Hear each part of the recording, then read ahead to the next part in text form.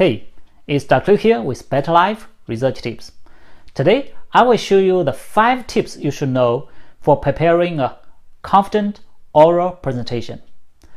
In order to deliver a confident presentation, first, we should have good material that can actually bring values to our audience. But even after we have done some good research, and we also tailored our material for our audience, and thus we have good reasons to believe that we will create values for our audience, many of us may still have some stage fright simply because we are not well prepared. And here are the 5 actionable tips that can help you to prepare your speech so that you will be able to deliver your speech in a confident manner. The first tip is to organize our material around key ideas. In the previous video, I recommended to use the 3 parts structure. You may choose 4 or 5 parts if you need. The key is each part should just have one key idea, and then we should organize our stories, examples, and details around these key ideas. In addition to the problem, solution, and benefit structure, there are many other different structures we may choose. For example, we may choose what, so what, and now what. In this structure, what is the heart of the message. So what tells people why does it matter. Now what is the specific directive. We may also use compare, contrast, and conclusion. These 3 structures are recommended by Matt Abrahams, a communication professor from the business school of Stanford University. Another structure put conclusion first, and then the reason, then the action. This structure is highly efficient and is commonly used in the business world, especially for short presentations. For longer presentations, you may want to add some bullet points under each key idea. If we have 3 parts, each part have one key idea, and under each key idea we have 3 bullet points. Then we have 9 key points in total. This should be enough for most presentations. 3 is a magic number that human brain can easily handle. It is easy for us to memorize, and it is also easy for the audience to absorb and remember. As we prepare our speech, we should be focusing on memorizing these 9 key points. If we have too much material, it may be a good idea to use a storyboard on a wall to help us to organize our material around these key points.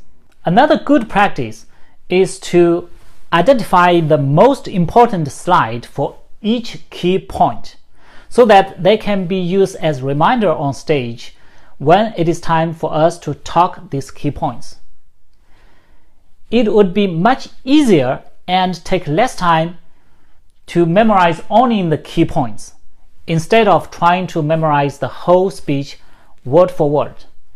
If we try to memorize the whole speech word for word, there is a high chance we may forget something or even blank out on stage, especially when we already have some stage fright. Even if we succeed in memorizing the whole speech, we often look robotic and inauthentic as we try hard to remember what to say. Therefore, in order to deliver a more authentic and energetic speech, we should be focusing on memorizing our key points only.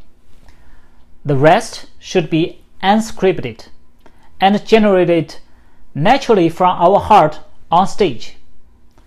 In order to be able to do that, we need to internalize our material. So the next tip is to internalize our material by endless practice. There are two keys here. First, since we have structures, we can practice the small piece under each key point individually. When we practice, we should not rely on any visual aids. We may just murmur to ourselves in very low voice repeatedly.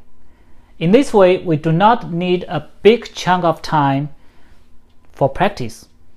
We can find more time for practice. We may practice as we walking to school, shopping in the mall, running in the park, or resting in bathroom. When we practice, we should practice in different order of the key points. Today, we may practice problem first, then solution, then benefit.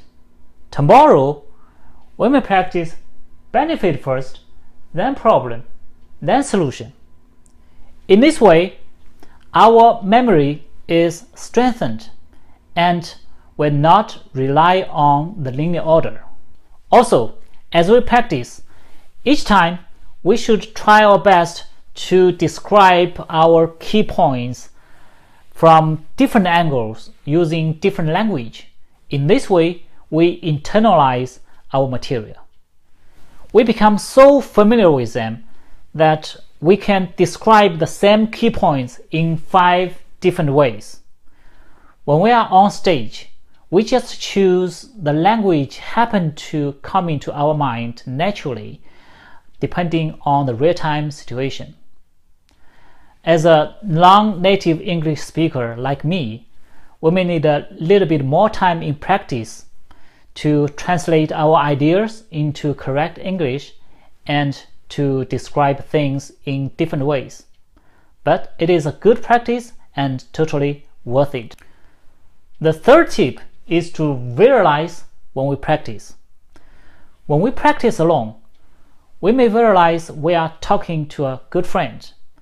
We should try our best to use conversational language. Also, as we practice, we can visualize we are giving our speech in the exact same room for our presentation. Picturing all the positive response from the audience in our mind, it will help us to build our confidence.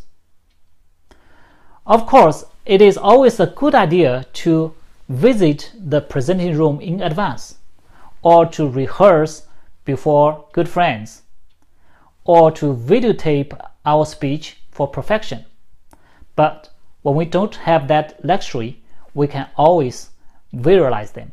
The fourth tip is to script our first few sentences precisely. Generally, we do not want to memorize our speech word for word, but for opening, it is an exception, because we do not want to make any mistake for our opening. Once we deliver a well-designed opening successfully, our nerve will be calmed, and the rest will be much easier and they will come out naturally. The closing should also be carefully designed. In fact, when we prepare our speech, it is often a good idea to prepare backward. That means we can prepare the closing and conclusion first based on the main purpose of our speech. And then we move backward to select material that is needed to support that conclusion. And lastly, we design an interesting opening that is appropriate for the whole content.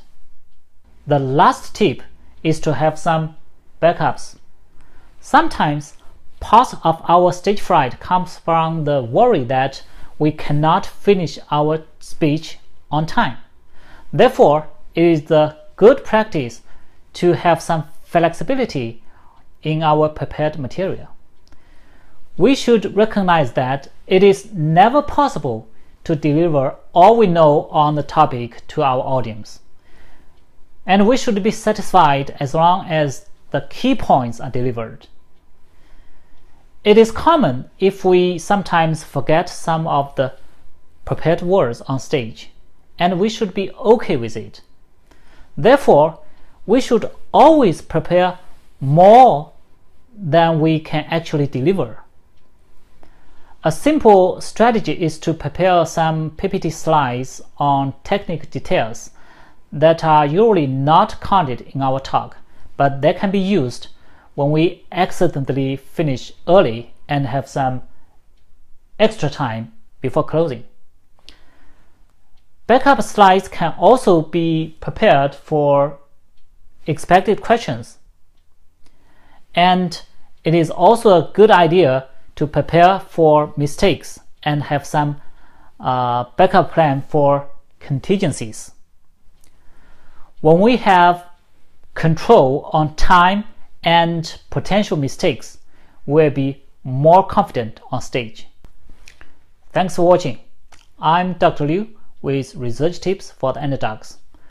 Presentation skill is a skill that may change your life. So until next time, let's keep practicing. Our life will be better.